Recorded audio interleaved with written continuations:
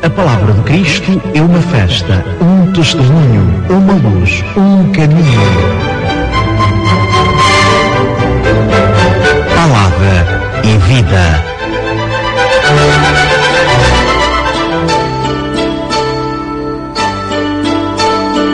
Ouvintes, bom dia e sejam bem-vindos para mais uma viagem de 30 minutos, durante os quais levaremos até vós o conteúdo das leituras desta missa de domingo. Estamos no quarto domingo do Advento. Palavra e Vida é mais uma realização de António Estevão, consistência técnica da Wanda Marisa de Carvalho. Nosso comentarista, o Padre Jerônimo Cainga, que já está entre nós. Padre, bom dia. Falta pouco para o Natal. Bom dia, caro Frei Estevão. Bom dia, caríssimos ouvintes da Rádio Eclésia. Bom dia, meus irmãos, minhas irmãs na fé em Cristo. Este Jesus que está disposto a nascer nos nossos corações sempre que nós abrirmos esse coração a Ele, e que de uma maneira particular vamos celebrar este seu nascimento na história da humanidade justamente dentro de 8 dias. E o Senhor convida-nos a que estejamos de uma certa forma com fé firme, porque afinal a promessa de Deus no seu tempo sempre se cumpre. Muito bem, estamos todos saudados e vamos então avançar para os textos preparados para este quarto domingo do Advento. Primeira leitura é do segundo livro de Samuel, capítulo 7, versículo 1 a 5, e ainda os versículos 8 a 12, 14 e 16. O salmo responsorial é o número 88, Cantarei eternamente as misericórdias do Senhor. A segunda leitura é da Epístola de São Paulo aos Romanos, capítulo 16, versículos 25 a 27. O texto do Evangelho de São Lucas, capítulo 1, versículos 26 a 38, o famoso texto da Anunciação. Vamos de imediato ouvir o primeiro texto e voltaremos ao Padre Jerônimo.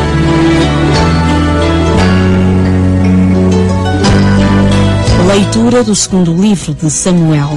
Quando Davi já morava em sua casa e o Senhor lhe deu tréguas de todos os inimigos que o rodeavam, o rei disse ao profeta Natã: Como vês, eu moro numa casa de cedro e a arca de Deus está debaixo de uma tenda. Natã respondeu ao rei: Faz o que te pede o teu coração, porque o Senhor está contigo. Nessa mesma noite, o Senhor falou a Natã dizendo: Vai dizer a meu servo Davi: Assim fala o Senhor: Pensas edificar um palácio para eu habitar, direito das pastagens onde guardavas os rebanhos, para seres o chefe do meu povo de Israel. Estive contigo em toda a parte por onde andaste, e exterminei diante de ti todos os teus inimigos. Dar-te-ei um nome tão ilustre como o nome dos grandes da terra. Preparei um lugar para o meu povo de Israel, e nele o instalarei para que habite nesse lugar, sem que jamais tenha receio e sem que os perversos tornem a oprimi-lo, como outrora, quando eu construía juízes no meu povo de Israel. Farei que vivas seguro de todos os teus inimigos. O Senhor anuncia que te vai fazer uma casa. Quando chegares ao termo dos teus dias e fores repousar com teus pais, estabelecerei em teu lugar um descendente que há de nascer em ti e consolidarei a tua realeza. Ele construirá um palácio ao meu nome e eu consolidarei para sempre o teu trono real. Serei para ele um pai e ele será para mim um filho. A tua casa e o teu reino permanecerão diante de mim eternamente, e o teu trono será firme para sempre. Deste primeiro texto, Padre Jerônimo, a primeira leitura refere-se à profecia de Natã, mas, Padre, curiosamente, Yahvé não quer o templo construído por David. Nós sabemos que a dinastia de David foi bastante conturbada também, sobretudo no fim da sua vida. David, apesar da sua bondade, de todas as qualidades que se lhe atribui, entretanto foi um rei enérgico e de uma certa forma bastante firme de tal modo que, para expandir o seu reino, ele submeteu muitos povos, até povos irmãos como os amonitas, moabitas, aqueles povos da lei Jordão. E não é que os tratou assim muito bem também. E isto fora, apesar desta paz que ele conseguiu, era mesmo uma paz das armas, uma pax romana, como se costuma dizer. No fim da sua vida, o seu reino também teve bastantes atribulações por causa dos filhos que queriam ceder no trono. E se quisermos, uma grande parte deles terminou tragicamente. Foram se matando uns aos outros. O próprio Salomão mandou matar o irmão mais velho, que devia ceder no trono, tinha direito a este trono. Então, mas no meio disso, depois desta conquista que David fez, talvez até para amortecer um pouco a própria consciência, se quisermos, ele decidiu construir o templo. Ele já estava a reinar havia uns anos, num bom palácio com os famosos cedros do Líbano, madeira preciosa. Então ele recordou-se que a arca do Senhor, onde estavam as tábuas da aliança, que se encontrava numa pequenina tenda, num cubículo qualquer. E diz ao profeta Natan: tenho esta ideia. Natan, no primeiro momento, assim, com o seu entusiasmo, disse logo: o rei pode fazer faz o que puder, o que quiser, porque você é rei. Mas, pela calada da noite, uma nova reflexão e uma nova revelação foi dada a Natan. E a revelação foi esta: não é David que me vai construir a casa, até porque até hoje eu vivi absolutamente bem lá onde eu estou.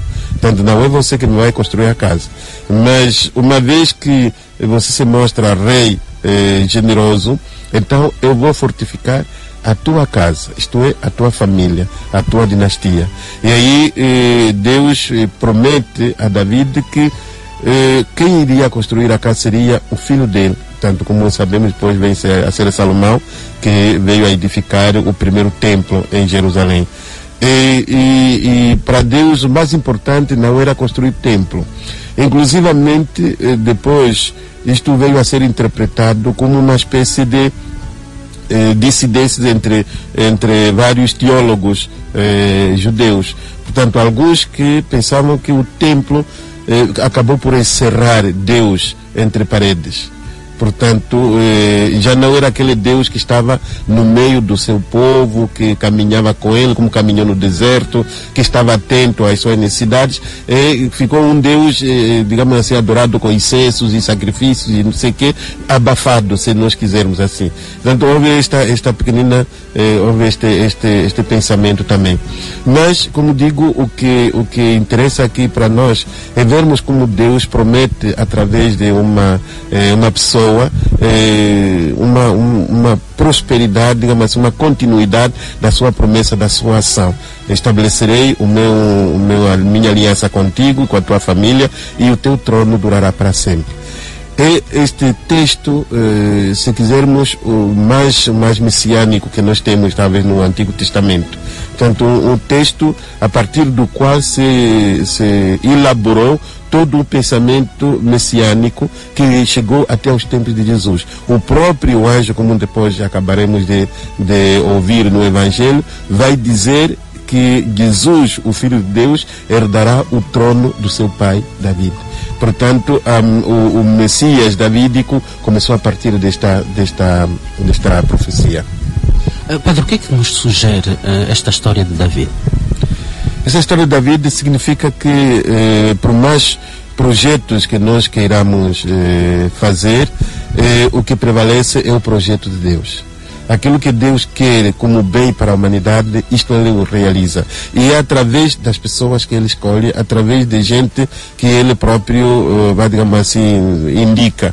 E através deles, nós podemos receber as bênçãos e ver cumpridas as promessas que Deus faz à humanidade. Portanto, a partir desta profecia, nós vemos como quem faz a história efetivamente e dirige o caminho da salvação da humanidade é o próprio Deus, e não é nenhum homem que se pode meter no seu caminho, não. Por mais bons propósitos que nós tenhamos, o grande bom propósito vem do próprio Deus, porque Ele tem o desígnio de salvação e conhece os meios dessa salvação para todos os homens. Depois deste primeiro texto, depois desta primeira leitura, nós temos o Salmo 88, cantarei eternamente as misericórdias do Senhor, tendo sido escrito provavelmente no exílio. O que é que este texto diz, Padre? Pelo menos em relação ao primeiro texto, a primeira leitura. Ao longo deste Salmo nós encontraremos de novo a menção de Davi. Diz: concluí uma aliança com meu eleito, fiz um juramento a Davi de meu servo. Conservarei a tua descendência para sempre. Portanto, retoma as palavras da profecia de Natã. Nós sabemos que em 587, quando a derrocada de Jerusalém, aparentemente aquilo que parecia nunca acontecer, que era a destruição da dinastia de Davi, aconteceu. E para os judeus isto foi uma perturbação, digamos assim, interior da sua fé muito profunda. Então a promessa de Deus ficou sem efeito, é a pergunta que se fazia. Esse Deus que disse a tua descendência durará para sempre, acabou de fato. Ficou destruída Jerusalém, ficou destruído o templo, a família de Davi, o último rei, levado para o exílio, os outros descendentes humilhados. Portanto, digamos assim, fisicamente aquela descendência tinha desaparecido. E este medo, esta angústia perseguiu os crentes judeus que foram ao exílio, e mesmo aqueles que também ficaram em Jerusalém. Tanto parece que a nossa história terminou, diziam eles. Eis que surge este profeta, se quisermos, este salmista que recorda aos judeus no exílio. Não, a promessa de Deus não terminou. Aquilo que ele tinha dito, multiplicarei a tua descendência e ficará firme para sempre, esta promessa vai continuar. Aliás, nós sabemos também que durante o exílio, este grupo de que uma vez falamos, dos ditos deuteronomistas, que acabaram por ler história, são teólogos do exílio que leram a história de uma forma favorável. Afinal, não é a promessa de Deus que acabou, não é Deus que se tornou infiel à sua promessa. Nós é que ficamos infiéis à sua própria lei. E a fidelidade de Deus continua para sempre. Portanto, quando nós virarmos o nosso coração para Deus, a promessa de Deus vai ter a sua eficácia e continuará a favorecer e a dar-nos a sua bênção. Muito bem, este comentário do Salmo responsorial. Vamos continuar a nossa reflexão em torno dos textos deste quarto domingo do Advento. Agora vamos ler o segundo texto. A segunda leitura é da Epístola de São Paulo aos Romanos, capítulo 16, versículos 25 a 27. Vamos ouvir. Leitura da Epístola do Apóstolo São Paulo aos Romanos. Irmãos, aquele que tem o poder de vos confirmar, segundo o meu Evangelho e a pregação de Jesus Cristo, a revelação do mistério encoberto desde os tempos eternos, mas agora manifestado e dado a conhecer a todos os povos pelas Escrituras dos profetas, segundo a ordem do Deus eterno, dado a conhecer a todos os gentios, para que eles obedeçam a fé, a Deus, o único sábio, por Jesus Cristo, seja dada a glória pelos séculos dos séculos. Amém.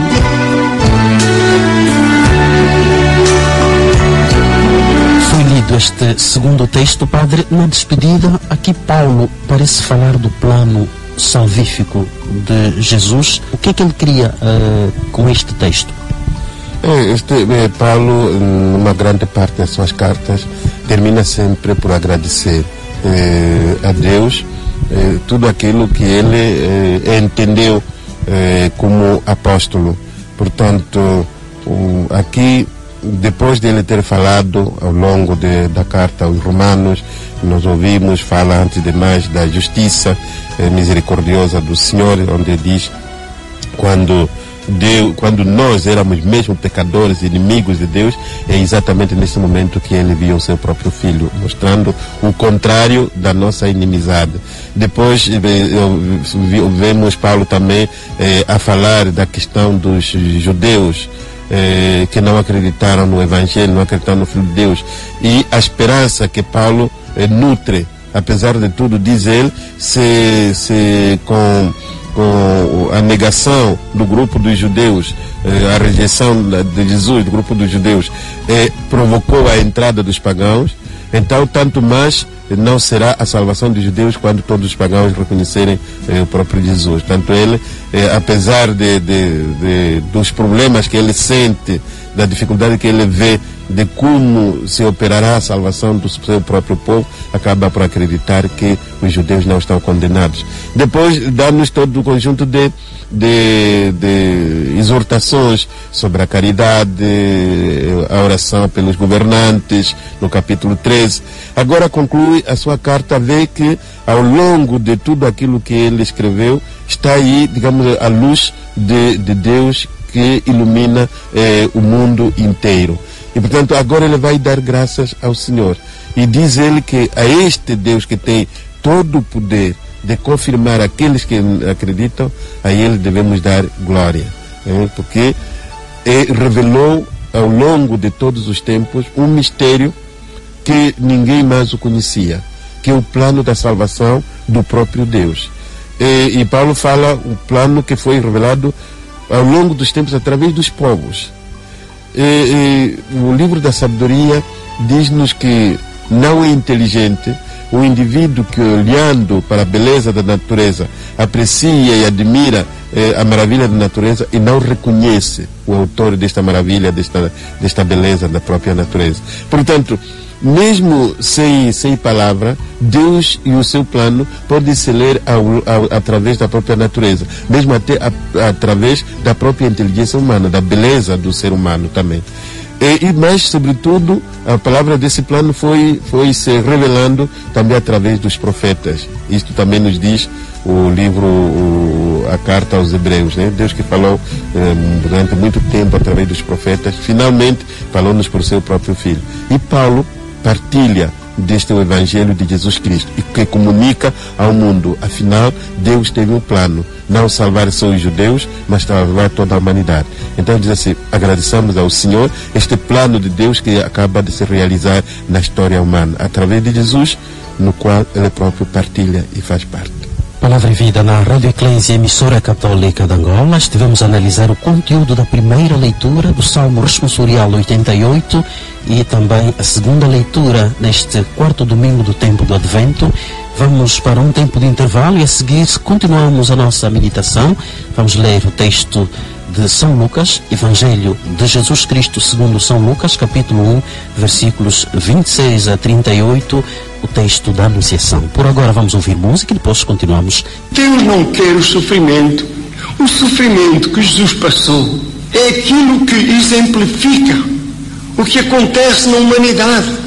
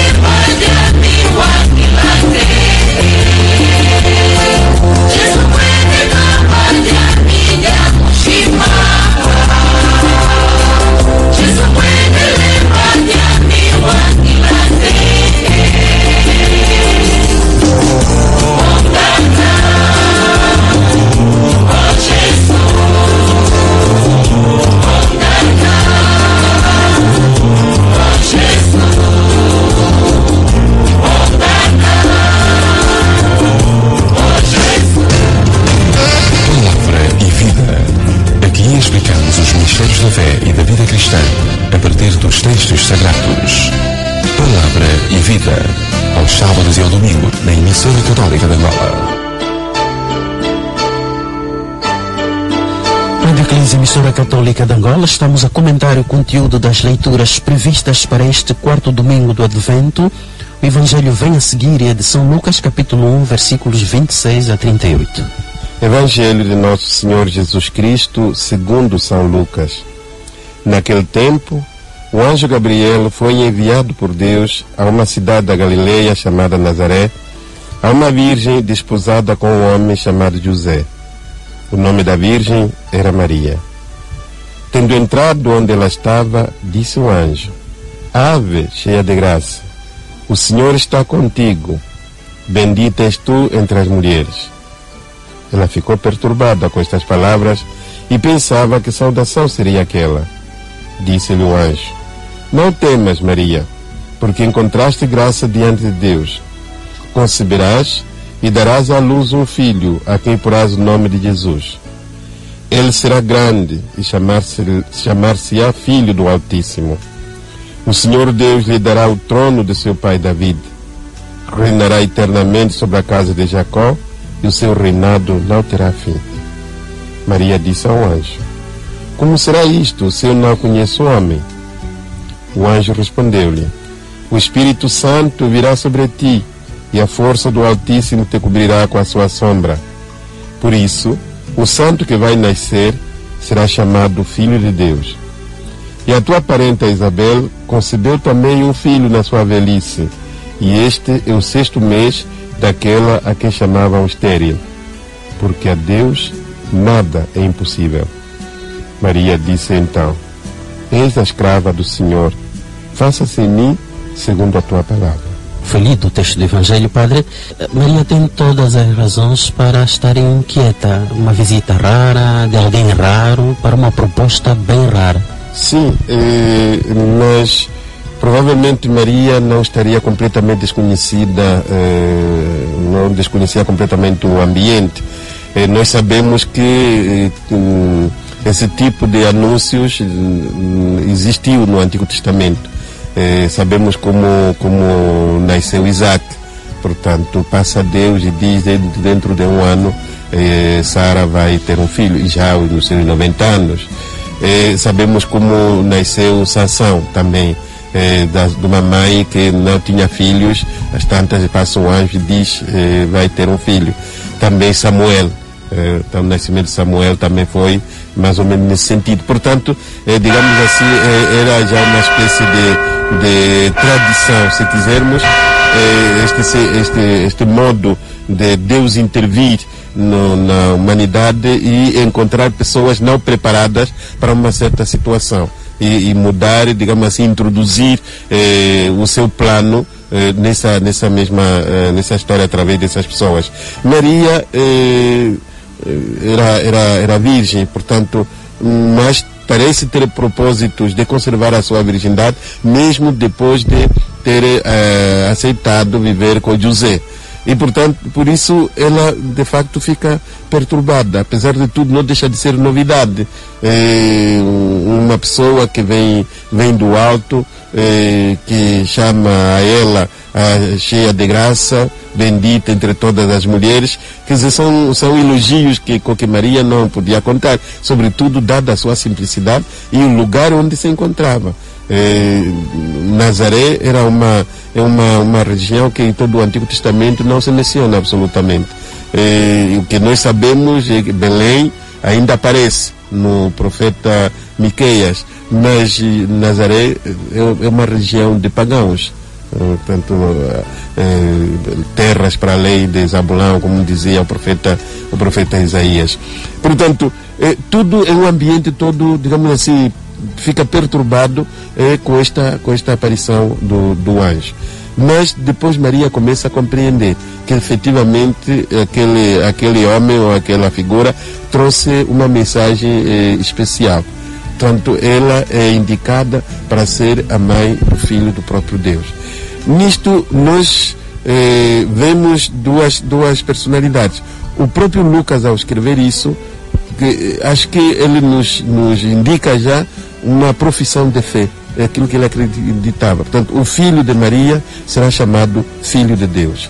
É a primeira profissão de fé na divindade do próprio Jesus Cristo.